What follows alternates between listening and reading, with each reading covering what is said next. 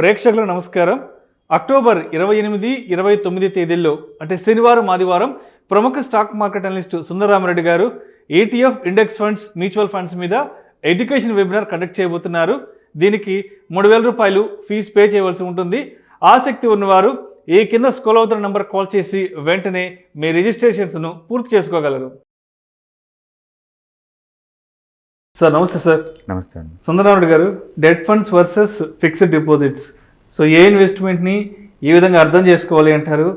A category of పీపుల్కి ఏవి కన్వీనియన్స్గా ఉంటాయంటారు? బోత్ డెట్ ఫండ్స్ ఏనండి, అంటే literally capital almost guaranteed funds రెండు. అండ్ మీరు తక్కువ టైం ఉంటాం మీ ఆబ్జెక్టివ్ కనుక అయితే కనుక డెఫినెట్గా బ్యాంక్ డిపాజిట్స్ అండి. But medium to long term ఉండాలి అనుకున్నప్పుడు మాత్రం డెట్ ఫండ్స్ లైన్లోకి వస్తాయి.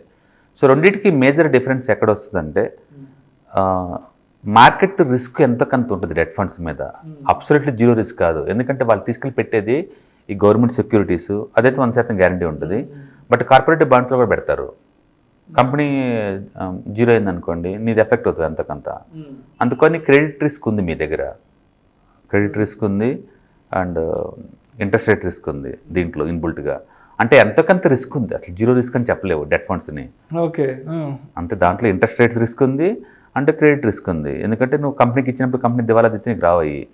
బ్యాంక్ డిపాజిట్స్ అట్ట కాదు, 100% గ్యారంటీ రిటర్న్స్, అది 100% సేఫ్టీ సెక్యూరిటీ అది ఉంటుంది.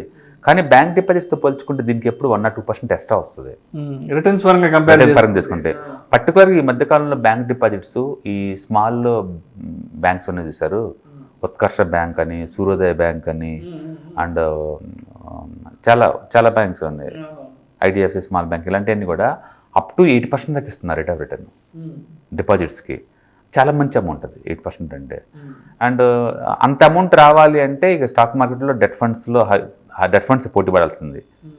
అంటే ఈ cooperative ICICI bank, SBI bank వీటితో పోల్చుకున్నప్పుడు ఈ స్మాల్ క్యాప్ బ్యాంక్స్ బెటర్ అనమాట డిపాజిట్స్ అయితే. ఒకవేళ ఈ రిటర్న్స్ రావాలంటే మాత్రం డెట్ ఫండ్స్ ముఖ్యంగా. అందుకని డెట్ ఫండ్స్లో పెడితే కొంచెం 1 or 2% ఎక్స్ట్రా వచ్చింది వీటితో పోల్చుకుంటే. రెండోది, మనం కావాలంటే SIPలో ఇన్వెస్ట్ చేయొచ్చు. డెట్ ఫండ్స్లో SIPలో ఇన్వెస్ట్ చేసుకుంటూ పోవచ్చు, లంసంలో పెట్టచ్చు. బ్యాంక్ డిపాజిట్స్ అలా అలౌ చేయరు, ఓన్లీ లంసమే. బల్క్ అమౌంట్ నువ్వు పెట్టాలి, 5,000 కావచ్చు, 10,000 కావచ్చు.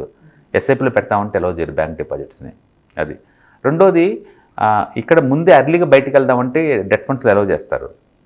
డెట్ మ్యూచువల్ ఫండ్స్లో అర్లీ బయటికి పోవాలని అలౌ చేస్తారు. లెస్ దెన్ 1 year అయితే నీకు పెనాల్టీ కొంచెం నామినీ వాళ్ళది. కానీ బ్యాంక్ డిపాజిట్స్లో పెనాల్టీ ఎక్కువ ఉంటుంది, అప్ టు 0.5 నుంచి 2% దాకా వేస్తారు పెనాల్టీలు అర్లీగా బయటకు వెళ్తామంటే. అందుకని అర్లీ ఎగ్జిట్ లోడ్స్ ఎక్కువ ఉంటాయి బ్యాంక్ డిపాజిట్స్లో, అదనమాట.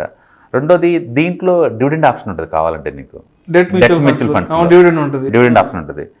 అంటే బ్యాంక్ దాంట్లో అలాంటి ఆప్షన్స్ ఉండవు, అలాంటివి ఉండదు. మొత్తానికైతే షార్ట్ టర్మ్కి అయితే బ్యాంక్ డిపాజిట్లు బెటర్, ఎందుకంటే మా ఇంటి దగ్గరలో ఉన్న బ్యాంక్ నడుచుకుంటూ వెళ్ళిపోతాను, డబ్బులు తీసుకుని వాళ్ళకి ఇచ్చేస్తే పాంగుడు వాళ్ళు ఫిల్ చేసి మరీ తీసుకుంటారు. బట్ తక్కువ రేట్ ఆఫ్ రిటర్న్ వస్తుంది, 1 or 2%. డెట్ మ్యూచువల్ ఫండ్స్ నీకు ఎంతకంత మ్యూచువల్ ఫండ్ నాలెడ్జ్ కావాలి.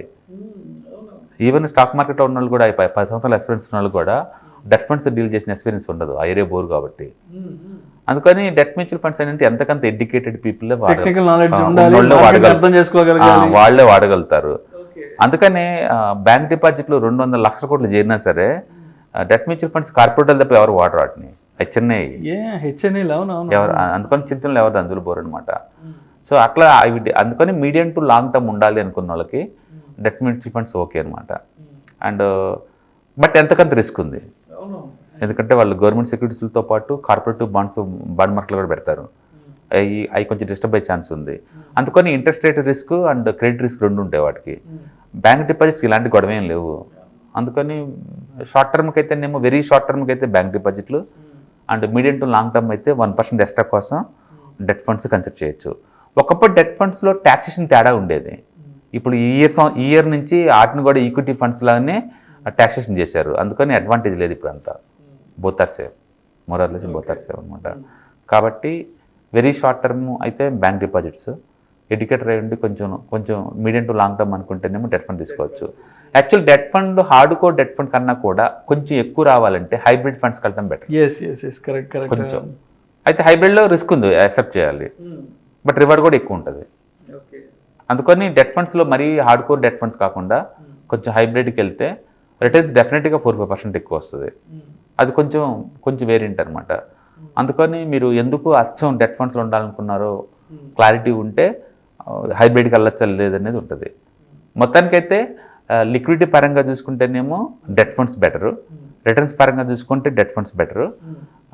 బట్ షార్ట్ టర్మ్ పాయింట్ ఆఫ్లో, సేఫ్టీ పాయింట్ ఆఫ్లో చూసుకుంటే మాత్రం బ్యాంక్ డిపాజిట్స్ బెటరు. సో అందుకని యూజర్ గారిని డిసైడ్ అవ్వచ్చు. నన్ను అడిగితే రేట్ ఆఫ్ రిటర్న్ కోసం మీరు చూస్తున్నారు అనుకుంటే రెండు వేస్ట్.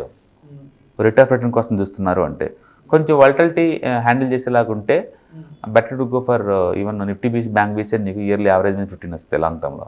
ఓకే. అండ్ నేను స్మాల్ క్యాప్ మ్యూచువల్ ఫండ్కి వెళ్ళానంటే 20-30 వస్తాయి. అందుకని ఇక్కడ నీ దగ్గర ఎంత డబ్బు ఉంది, ఎంత ఎక్స్పెక్ట్ చేస్తున్నావు అనే దాన్ని బట్టి మనం డీల్ చేసుకోవచ్చు అనమాట. సో లేదు నేను రిటైర్మెంట్ దగ్గరలో ఉన్న రిస్క్ నాకు వద్దు అనుకున్నప్పుడు మాత్రం డెఫినెట్గా డెట్ ఫండ్స్ బాగుంటాయి. Thank you sir. రైట్.